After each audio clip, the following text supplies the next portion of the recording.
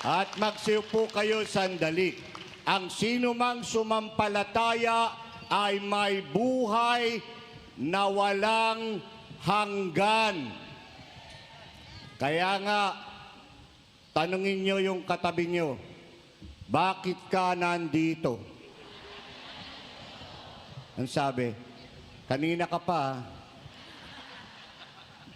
Gustong malaman ni Yahweh El Shaddai, ano ang ipinupunta nyo dito? Ano ang gusto ninyong makamit? Sabay-sabay? Amen! At least alam nyo ang dahilan kung bakit kayo naririto. No?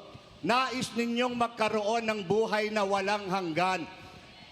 Maraming panahon tayo nakakaalam ng katotohanan na ang buhay sa mundo ay mayroong hangganan. Di ba? Katulad ng basura, ang tao parang basura lang. May mga halimbawa, may mga katulad ng mga sakristan, hindi nabubulok. Itong mga lector, commentator, nabubulok. Itong cameraman, maagang nabulok. Kaibigan ko naman yan. Kapangalan ko nga yan eh. Tandaan niyo, no? Alam naman natin na may hangganan na we cannot avoid death. Naniniwala kasi tayo na mayroong buhay sa kabila. Amen? Kaya tayo nagsisikap na ipakita kay Yahweh El Shaddai ang ating katapatan. Kung wala namang katotohanan yung buhay sa kabila, sabi ni San Pablo, sayang lang ang ating pananampalataya at walang saysay ang aming mga itinuturo. Yan ang ating paniniwala. Kaya sa ating mga Kristiyano, we believe that death is not the end of life. It is a part of life. Panibagong kabanata lamang natin ang ating papasukin. Hindi nawawala ang namamatay. Nagbabalik lang sila sa tunay nilang tahanan sa langit. At nagbabalik sa piling ng tunay na nagmamay-ari sa ating lahat, si Yahweh El Shaddai. Diba? We cannot avoid death. Punta kami ng lamay ng patay, napansin namin walang tumitingin sa kabaong. Nung bibindisyonan na namin, kaya pala walang tumitingin sa kabaong, yung patay may hawak na karatula. Nakalagay, ako ngayon, ikaw bukas. Patay na, Father, nananakot pa, no? Nagpapaalala lang yun ng totoo. Sa gusto natin, isang araw, nasa loob din tayo ng kahon. O kaya garapon. Uso na ngayon yan, pag kin-remake kayo. Di ba? Hanggat maaari nga lang, wag muna. Kaya nga yung mga lolo't lola ko, pag may patay kami, maraming mga pamahiin, siguro ginagawa pa rin ninyo yan. No, kasi nakakatakot yung mga babala nila eh. Bawal daw maglibing ng Lunes. Pag naglibing kayo ng Lunes, walang magbibindisyon, day off ng pare. Hindi, sa totoo, pag naglibing daw kayo ng Lunes, may mamamatay uli sa pamilya nyo. Eh kung tatlo lang kayong magkakapatid, Miyerkules pa lang, ubus na lahi nyo. Ang bilis nyong mabubura sa daigdig. Di ba? Habi pa ng lolo't lola ko, pag may patay daw sa pamilya, bawal maghatid ng mga bisitang naglamay. Masama yan, may mamamatay uli. Kaya sinusunod eh. Ang babala, laging may mamamatay. Eh, sino ba gustong mamatay na sunod-sunod? Ang gastos nun. Diba? Sabi pa nila, pag may patay, kayo naman, kapag kayo'y naglamay, bawal kayong mag-uwi ng mga pagkain nakahain sa burulan. Yung iba, pag kinapkapan mo, puno ng boy bawang yung bulsa. May mga butong pakwan. Yung may dalang backpack, merong cup noodles. Siguradong may mamamatay, malamang mapapatay kayo. E namatay na yung mga tao, kinukupit nyo pa yung chicherya. Ang pinakamasagwang turo, pag may patay daw, yung kamag-anak, bawal maligo. Pag naniwala naman kayo dyan, mamamatay naman ang mga naglalamay sa baho ng pamilya nyo.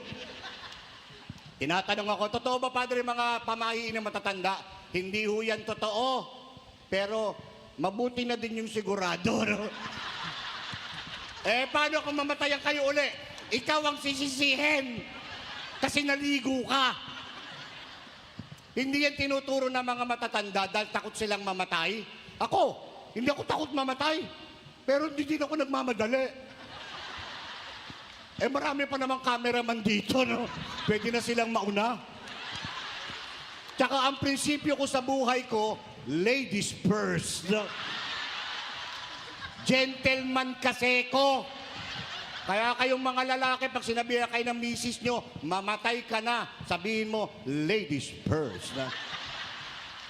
Ganun lang kasimple yan. Di ba? Hindi yan tinuturo ng matatanda dahil takot silang mamatay. No? Mas tamang tanong siguro doon, ganito. Bakit itinuturo ng matatanda? Hindi naman pala totoo. Siguro ayaw nila ng, nasigurado ako, damdamin nating lahat. Ayaw kasi natin na may nawawala sa pamilya. Amen? Kahit may sakit pa kahit mag-alaga ka ng ilang taon mas gusto mo pa yun kaysa naman mawalang tuluyan. Pero ang Panginoon ng ating Yahweh El Shaddai ang nakaalam kung sino ang karapat-dapat na mapasapiling niya sa anumang yugto ng kanilang buhay. Amen? Di ba?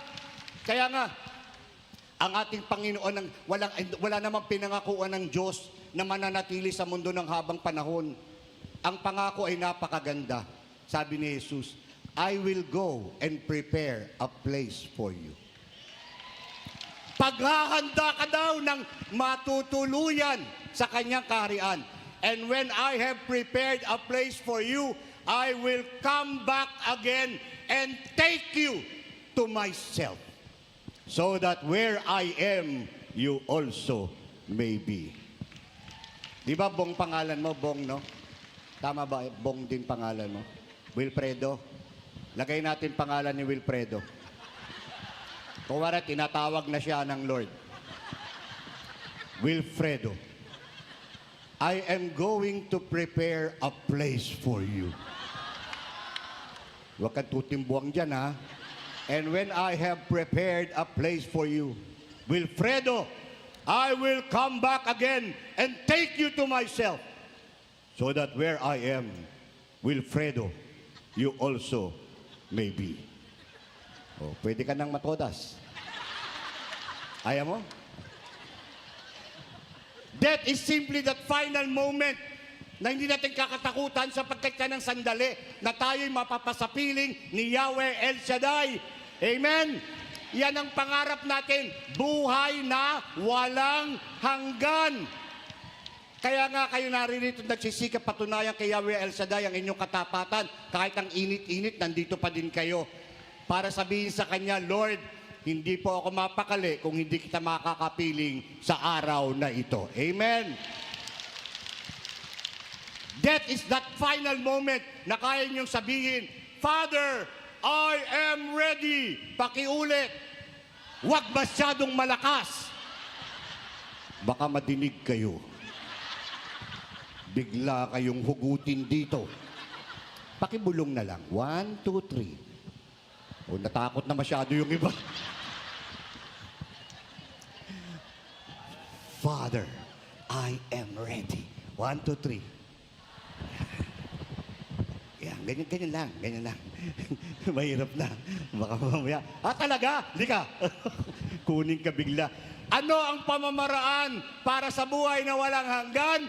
Manampalataya. To believe. To have faith. No? Sa buhay natin, alam ninyo, ang katatagan sa pananampalataya, minsan hindi natin nakakamtan. Kasi alam niyo, may mga yugto ng buhay, pag sinusubukan ng mabigat, ang hirap din magpakatatag Di ba? Pare, nagpapakumpisal. Biglang may kumatok sa pintuan, pagbukas niya, nagulat siya. Lalaki yung kumakatok, puro dugo damit, may takmaba, puro dugo. Sabi ng pare, ba't puro dugo ka? Father, nakapatay po ako ng tao. Ba't mo pinatay?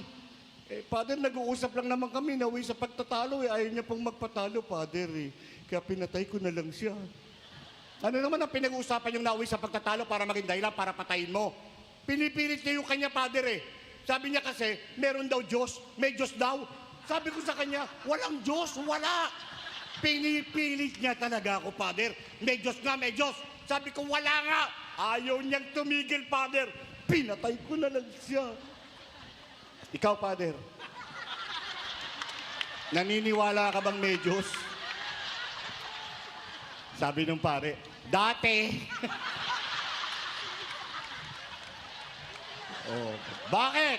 Kung sa inyo nakatutok yung palakol, maninindigan kayo? Ha? Kahit ako sabihin ko, chismis lang yan. Magtatago na ako sa kumbento. There are tests of faith. Kapag dumaraan tayo sa mabibigat na pagsubok, alam naman ng Lord na pinanghihinaan din tayo ng loob. Dasal ka ng dasal, wala naman nangyayari. Yung isang bata, si Totoy, tuwing magpapasko kasi sinasabi nitong parish priest, sumulat kayo ng prayer request at ilagay sa ilalim ng kama ng baby Jesus at sa Pasko makukuha yung kahilingan nyo. 3 taon sumusulat si Totoy, Dear Jesus, bigyan mo naman ako ng bisikleta sa Pasko. Love, Totoy. 3 taon sumulat ng bata. Wala naman dumating na bisikleta sa 3 taon. Dahil sinabi na naman ng pare, sumulat kayo. Hindi na sumulat si Totoy. Ba't ka pa susulat? Wala namang nangyayari. Pero nagsimba pa. Nagsimba ng Pasko. Tapos ng misa, nagpunta rin sa Belen. Lumingon-lingon. Nung walang nakatingin, kinuha yung ribulto ni Mama Mary. Nilagay sa backpack. Tapos sumulat, Dear Jesus, pag hindi mo ako binigyan ng bisikleta, hindi mo na makikita nanay mo kahit kailan. Tandaan mo, huling babala ko na ito.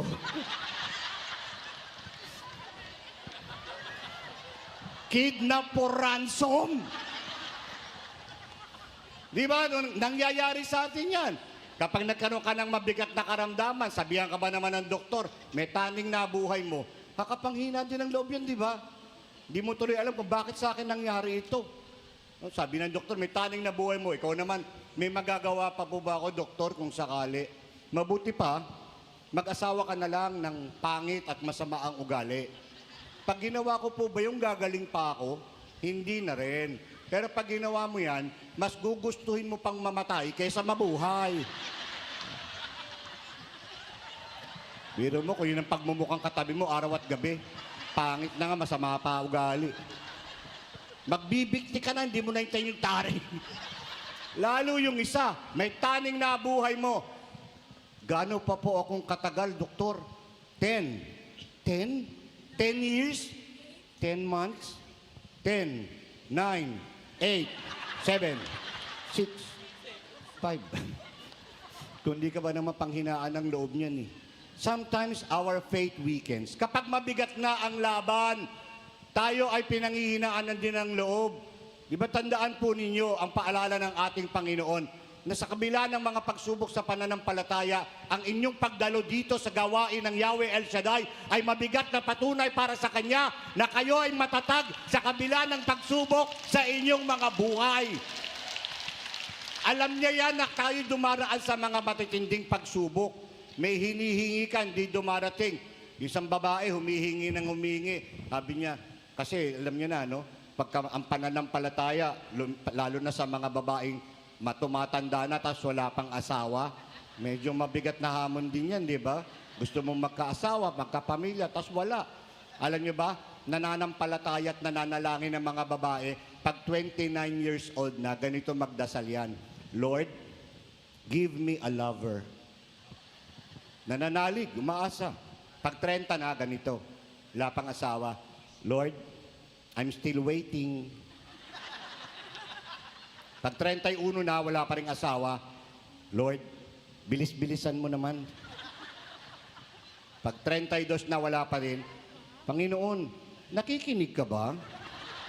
May duda na. Pag 35 na, wala pa rin. Walang Diyos, wala. Asawa ka nga, sasaktan ka lang. Diba? Usong-uso yung mga ganyan sa buhay ng pamilya. Yung mga kataksilan. Nakakapanghina rin yan ng katatagan sa pananampalataya. Umiiyak yun. Yung bata, tuwan-tuwa, pumunta sa tatay. Daddy, may nakita ko magandang dalaga doon sa tapat natin. Si Ana, liligawan ko yung daddy ah. Sabi ng tatay, di ka nga rito. Bakit daddy? Kamaingay sa mami mo ah. Hindi po pwedeng hindi ligawan si Ana. Bakit po? Basta huwag ka maingay sa mami mo. Opo. Anak ko din si Ana. Magkapatid kayo. Nalungkot ang bata pero sunod na linggo, tuwa na naman siya. Daddy, may nakita ko mas maganda kay Ana. Si Jennifer, nakatera doon sa may kanto. Liligawan ko na yung daddy, ha? Sabi ng tatay, di ka nga rito. Bakit na naman, daddy? Hindi mo rin pwedeng ligawan si Jennifer. Bakit na naman? Huwag kang maingay sa mami mo, ha? Anak ko din si Jennifer. Magkapatid din kayo. Bang klaseng tatay to, inaararo yung buong barangay, no? Umiyak na yung bata, wala nang maligawan. Sabi ng nanay, nakita yung anak. Anong iniiyak mo dyan? Tatay kasi. Bakit? Inano ka ng lalaking yan? Lahat na lang ng ligawan ko, hindi daw pwede. Bakit daw? Ano eh? Kasi... Kasi daw, mga anak daw niyang lahat yun. Mga kapatid ko daw silang lahat. Huwag ka nang umiyak. Huwag ka maniwala dyan. Kamingay sa kanya, di naman siya talaga totoong tatay mo eh. It's a tie! O, di tabla.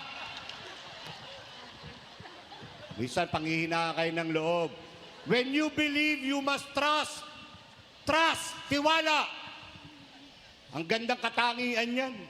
Yan ang sinabi sa atin ng linggo, Divine Mercy. Jesus, I trust in you. Pakiulit. Yan ang tinuro sa atin. Gandang katangian ng trust para yung hope. Hope. Kaya lang, ginawang sigarilyo. Diba? Destiny, ginawang cable. Charity, ginawang sweepy steak. Love, ginawang sinihan nung araw dun sa malapit sa UST. Ang pinakamasagwa, trust. Alam nyo na kung ano ginawa dun. Diba? Trust, ang pagtitiwala. No, ito lamang ang paraan para patunayan ang ating pananampalataya para tayo magkaroon ng buhay na walang hanggan. May tiwala ba kayo sa Diyos? Eh bakit lagi kayong nag-aalala? Na-stroke ako, na-stroke. Ang may tiwala hindi nag-aalala. Dahil alam niya na kapag ang Diyos ay nagsara ng isang pintuan, mas maganda sa English, when God closes a door, He will open a better one for you. That when your plans fail, it is because Yahweh El Shaddai has a better plan for you.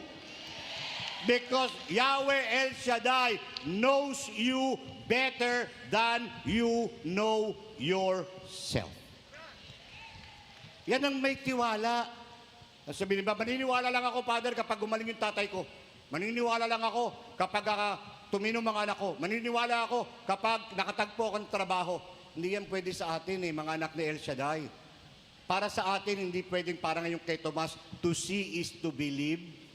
Sa atin, to believe is to see. Kaya sasabihin ko sa inyo, maniwala muna kayo, gagaling ang tatay mo. Maniwala muna kayo, titino ang mga anak mo. Maniwala muna kayo, makakatagpo ka ng trabaho. Maniwala ka muna. Huwag tayong panghinaan ng loob. Laging sinasambit sa atin ng Panginoong Hesukristo muling nabuhay. Kapag pinanghihinaan kayo ng loob, pati ang inyong pananampalataya tila baga gumuguho sa mabibigat na pagsubok ng buhay. Anong sinasabi ni Jesus? Nandito ako, umiibig sa'yo, kahit na nagdurugo ang puso. Hindi kami magkatugmay. Ikaw mauna. Nandito ako, umiibig sa'yo, kahit na nagdurugo ang puso. Kung sakaling iwanan ka niya, huwag kang mag-alala. May nagmamahal sa'yo, nandito ako. Amen? God will be there. Tandaan po ninyo, when God put you in it, He will see you through it. Kaya wag na ho kayong pangamangamba sa mga pagsubok sa buhay dahil ang isang mabuting ama ay hindi pababayaan ng kanyang anak. You want eternal life? Gusto nyo ba ng buhay na walang hanggan? Manalig kayo at magpakatatag sa harap ng mga pagsubok sa buhay. Believe in God. Believe in Jesus. Believe in Yahweh El Shaddai. Manalig ka at ikaw ay bibigyan ng biyaya, siksik, liglig at umaapaw pa. Lahat ng takot sa iyong damdamin, Ang pangalan niya'y lagi ang tawagin at siya'y nakikinig sa bawat hinain. Magmasid at mabulat sa kanyang kapangyarihan. Nabatiin mo ba na siya'y naglalaan? Patuloy na naghahatid ng tunay na kalayaan. Purihin natin ang Diyos. Manalig ka. Tuyuin ang luha sa mga mata. Hindi siya panaginip, hindi siya isang pangarap, siya'y buhay, manalig ka.